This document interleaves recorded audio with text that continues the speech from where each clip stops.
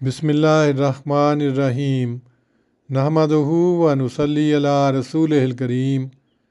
صحیح البخاری کتاب الصلاۃ باب 107 اذا صلی الی فراش فیہ حائض، یعنی جب کوئی ایسے بسترے کی طرف منہ کر کے نماز پڑھے جس میں حائضہ ہو۔ حدیث نمبر 517۔ حضرت میمونہ بنت حارث رضی اللہ عنہا سے روایت ہے، کہتی تھیں کہ میرا بستر نبی صلی اللہ علیہ وسلم کی نماز گاہ کے قریب ہوتا، بسا اوقات آپ کا کپڑا مجھ پر آ پڑتا اور میں اپنے بستر میں ہوتی۔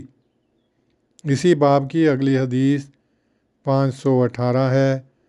حضرت میمونہ رضی اللہ عنہا سے روایت ہے کہ نبی صلی اللہ علیہ وسلم نماز پڑھا کرتے تھے اور میں آپ کے قریب آپ کے پہلو میں سوئی ہوتی۔ جب آپ سجدہ کرتے تو مجھے آپ کا کپڑا لگتا، حالانکہ میں حائضہ ہوتی۔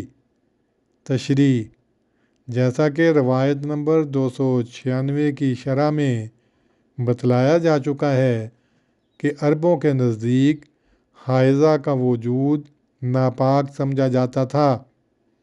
اس باب میں سابقہ مسئلے پر مزید روشنی ڈالی گئی ہے کہ بیرونی اشیاء بھی نمازی کی نماز پر اثر انداز نہیں ہوتیں، خواہ وہ اپنے اندر ایک رنگ میں ناپاکی کا معنی بھی رکھتی ہوں۔ اللہم صلی علی محمد وعلی آل محمد کما صلیت علی ابراہیم وعلی آل ابراہیم انک حمید مجید۔ اللہم بارک علی محمد وعلی آل محمد کما بارکت علی ابراہیم وعلی آل ابراہیم انک حمید مجید۔